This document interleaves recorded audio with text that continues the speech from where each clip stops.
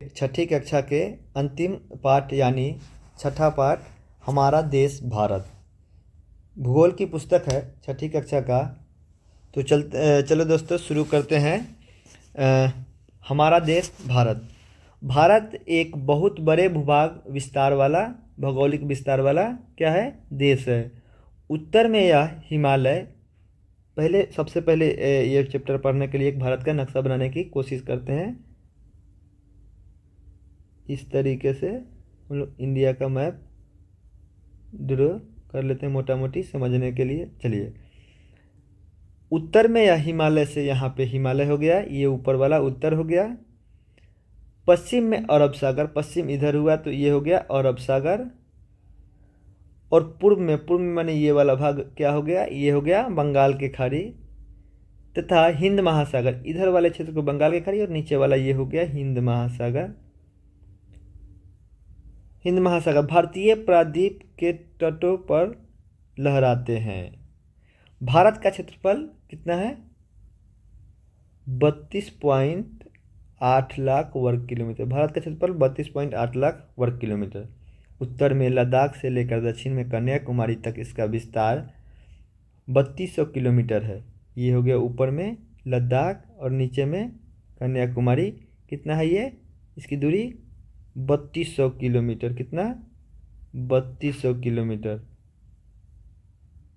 तथा पूर्व में अरुणाचल से लेकर पश्चिम में गुजरात के कक्ष, ये वाला दूरी हो गया 2900 किलोमीटर। यही लाइन है इधर 3200 किलोमीटर। ऊंचे ऊंचे पर्वत, भारतीय मरुस्थल, उत्तर मैदान,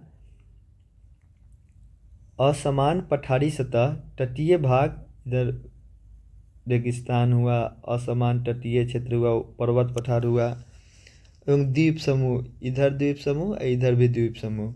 वन्य जीवों के साथ साथ भाषा एवं संस्कृति में भी बहुत विभिन्नता है।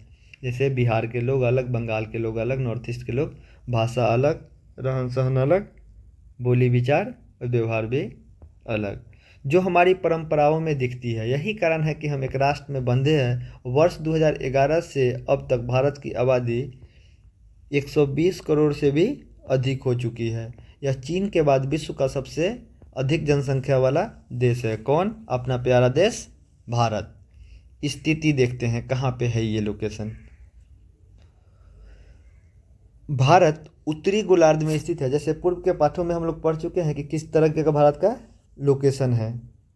उत्तरी गोलार्ध में, भारत उत्तरी गोलार्ध में स्थित है और कर्क रेखा 23.5 डिग्री देश के लगभग मध्य भागों से होकर गुजरती है। मध्य भाग माने यहाँ से लगभग कर्क रेखा उत्तर प्रदेश के बीच बीच से गुजरती है। जो मिर्ज़ापुर सुने हुए हैं वेब सीरीज, वहीं मिर्ज़ापुर जगह का नाम है शहर का, उसी वहीं से गुजरता है।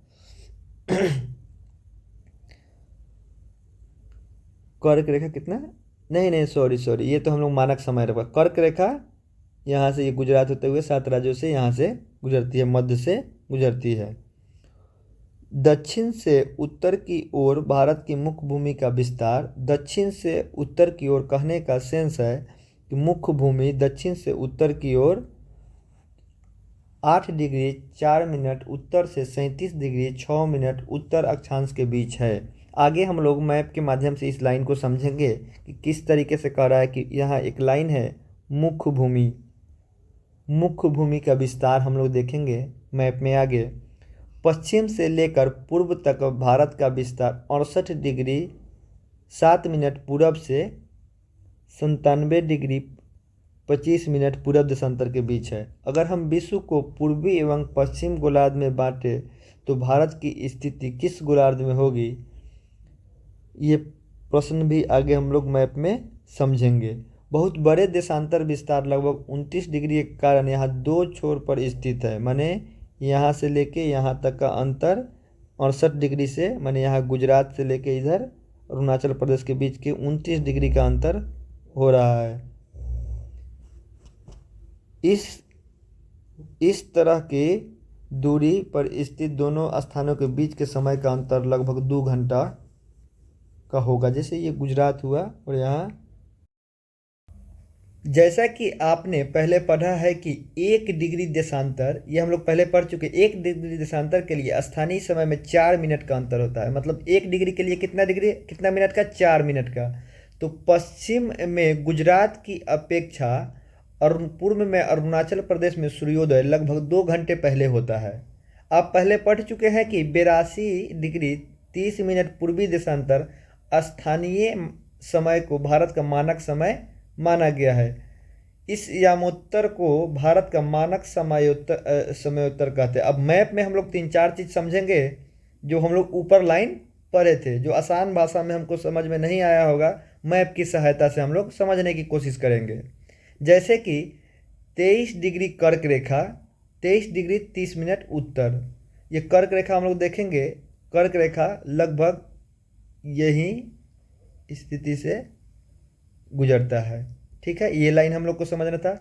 दूसरा लाइन इसमें ये समझना था कि भारत का मुख्य भूमि का विस्तार, मुख्य भूमि कहने का सेंस है 8 डिग्री 4 मिनट उत्तर से 37 डिग्री 6 मिनट, यानी यहाँ से लेकर मुख्य भूमि, यहाँ से लेकर 8 डिग्री से यहाँ 37 डिग्री उत्तर, इस विषय में बात कर रहा है। जब भी हम द्वीपों की बात करेंगे तो यहाँ से हम लोग 6 डिग्री लगभग के होता है। तो ये हो गया मुख्य भूमि से।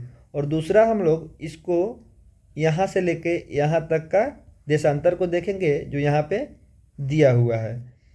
भारत का पश्चिम से लेकर पूर्व का विस्तार, मतलब ये हो गया पश्चिम से लेकर पूर्व तक का विस्तार हम लोग देखेंगे। ये क्या है, 68 डिग्री 7 मिनट पूरब से 97 डिग्री 25 मिनट पूरब। ये क्या होता है, देशांतर, जो हम लोग आगे कक्षा में पढ़े थे। इधर से इधर होगा जो ये अक्षांश होगा, ये चल क्यों नहीं रहा है पेन, ये हो गया हम लोग का क्या होगा, अक्षांश होगा, और इस तरीके से होगा से देशांतर होगा। जब हम पूरा पृथ्वी का देखेंगे तो ये पृथ्वी अगर हमारा हुआ तो भारत का लोकेशन अगर यहाँ हुआ, देखिए इधर किधर हुआ, ये पूर्वी गोलार्ध में हुआ ना, इसलिए यहाँ से देखेंगे ये पूरब, यहाँ से पूरब, इसको भी पूरब ही नाम से पढ़ेंगे जैसा कि यहाँ दिया हुआ है। 68 डिग्री पूरब तथा 97 डिग्री पूर्वी देशांतर के बीच का ये लोकेशन हुआ।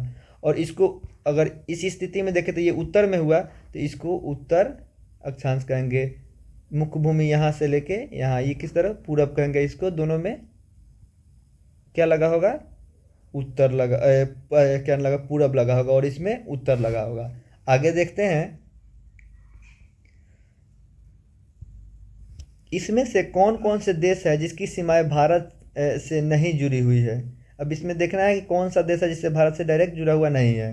दक्षिण में समुद्र में स्थित 2 द्वीप श्रीलंका एवं मालदीव हमारे पड़ोसी हैं।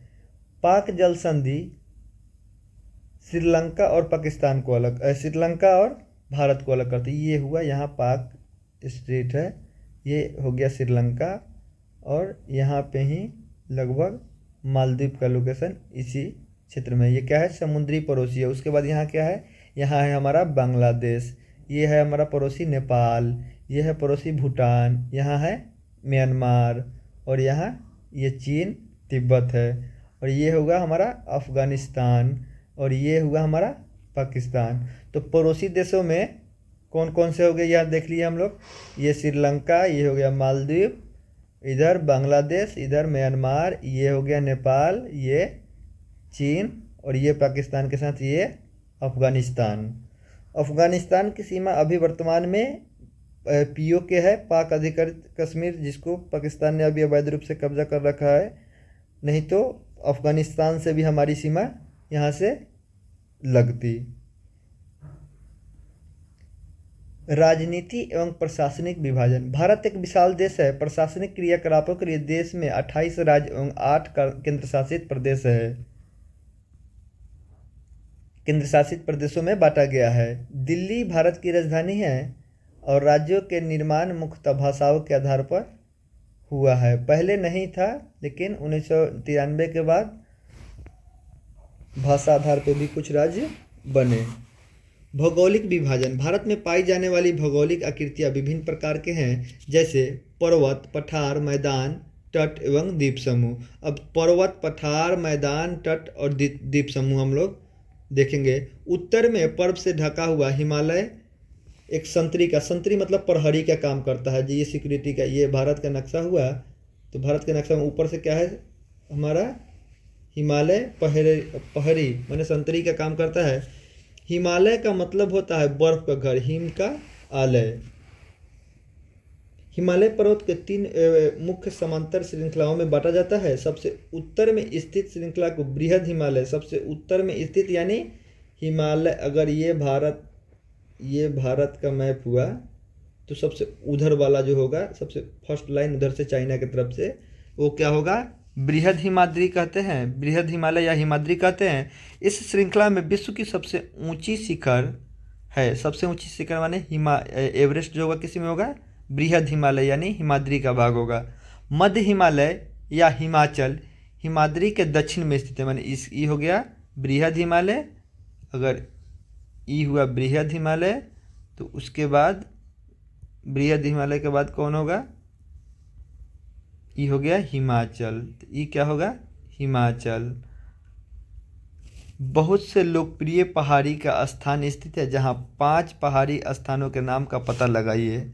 उसके बाद क्या है, ये सबसे उत्तर में होगा, सबसे दक्षिण में शिवालिक, सबसे उत्तर में बृहद हिमालय यानी हिमाद्री।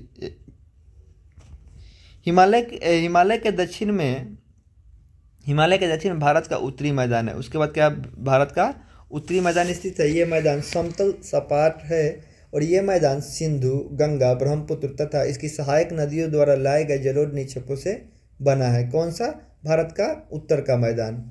नदियों के ये मैदान कृषि के लिए उपजाऊ भूमि प्रदान करते हैं और यही कारण है कि इन मैदानों की जनसंख्या घनत्व क्या है, सबसे अधिक है। भारत का अगर सबसे अधिक जनसंख्या घनत्व देखा जाए तो इसी मैदानी भाग में है, सिंधु, गंगा, ब्रह्मपुत्र और इसकी सहायक नदियों द्वारा जो जलोढ़ का उत्तर का मैदान है, इसी में क्या है घनत्व सबसे अधिक है। भारत के पश्चिमी भाग में भारतीय मरुस्थल है। पश्चिमी भाग में ये राजस्थान वाला भाग जो होगा मरुस्थल स्थित है। यह शुष्क, गर्म एवं रेतीला स्थल है। यहाँ वनस्पति की मात्रा बहुत कम है। उत्तर मैदान के दक्षिण में प्रायद्वीपीय पठार है। उत्तर मैदान के दक्षिण में मतलब इस वाले भाग में, मैप का जो इस वाला भाग होगा ये क्या है प्रायद्वीपीय पठार स्थित है। आगे के क्लासेस में या आगे के चैप्टर में हम लोग देखेंगे, ये मैप में समझेंगे प्रायद्वीपीय पठार में कौन कौन से भाग है। इसकी आकृति त्रिभुजाकार है। ये क्या हो गया, ये त्रिभुजाकार है। ये देख सकते हैं क्या है, त्रिभुजाकार है। इसके उत्तर पश्चिम में अरावली श्रृंखला स्थित है, जो विश्व की सबसे पुरानी श्रृंखला है। क्या है सबसे पुरानी, कौन है, अरावली। विंध्य एवं सतपुरा भी महत्वपूर्ण श्रृंखलाएं हैं। इन श्रृंखलाओं से होकर नर्मदा, ताप्ती नदियाँ बहती है। ये पश्चिम की तरफ बहने वाली नदियाँ है। कौन कौन सा, नर्मदा एवं ताप्ती। आगे मैप दिया हुआ है, उसमें फ़ोटो से इस बातों को हम लोग देखेंगे और समझेंगे। जो अरब सागर में गिरती है। इस पठार के पश्चिम में स्थित पश्चिमी घाट सह्याद्री, पूर्व में पूर्वी घाट है। पश्चिमी घाट का विस्तार एक समान रूप में है। पश्चिमी घाट का विस्तार क्या है, एक समान रूप में है, जबकि पूर्वी घाट का विस्तार बीच में टूटा हुआ असमान है। इन पठारों में खनिज, कोयले, लौह अयस्क, पठारों में क्या मिलता है, ये संसाधन हम लोग को मिलते हैं। पश्चिमी घाट के पश्चिम में तथा पूर्वी घाट के पूर्व में तटीय मैदान स्थित है। पश्चिमी घाट के पूर्व में जैसे ये हुआ तो पश्चिमी घाट हुआ ये, पूर्वी घाट हुआ ये, तो इसके बीच में भी ये वाला जो भाग कुछ कुछ मैदान वाला भी भाग होता है, उसको क्या कहते हैं, पश्चिमी घाट के पास है तो पश्चिमी घाट का मैदान, और पूर्वी घाट में आता है पूर्वी घाट का मैदान। पश्चिमी तटीय मैदान काफ़ी सक्रिय है, माने जो पश्चिम वाला है सक्रिय मतलब काफ़ी पतला है। पूर्वी तटीय मैदान अपेक्षित चौड़ा है। अब देखिए पूर्व और पश्चिम में पश्चिम वाला क्या है, सकरा है, पतला है, जबकि पूर्व वाला उससे ज़्यादा अपेक्षित चौड़ा है। वहाँ पूर्व की ओर बहने वाली नदियाँ में महानदी, गोदावरी, कृष्णा तथा कावेरी बंगाल के खाड़ी में गिरती है। ये नदियाँ अपने मुहाने पे उपजाऊ डेल्टा बनाती है। क्या बनाती है, उपजाऊ डेल्टा बनाती है। बंगाल की खाड़ी में गंगा एवं ब्रह्मपुत्र नदियों के मुहाने पर सुंदरवन डेल्टा है। अब ये पूर्वी घाट का ही ये भाग है, ब्रह्मपुत्र और गंगा का जो मुहाना है वो क्या बनाता है, सुंदरवन का डेल्टा बनाता है। ये सुनामी के विषय में दिया गया है, ये देख सकते हैं सुनामी के बारे में।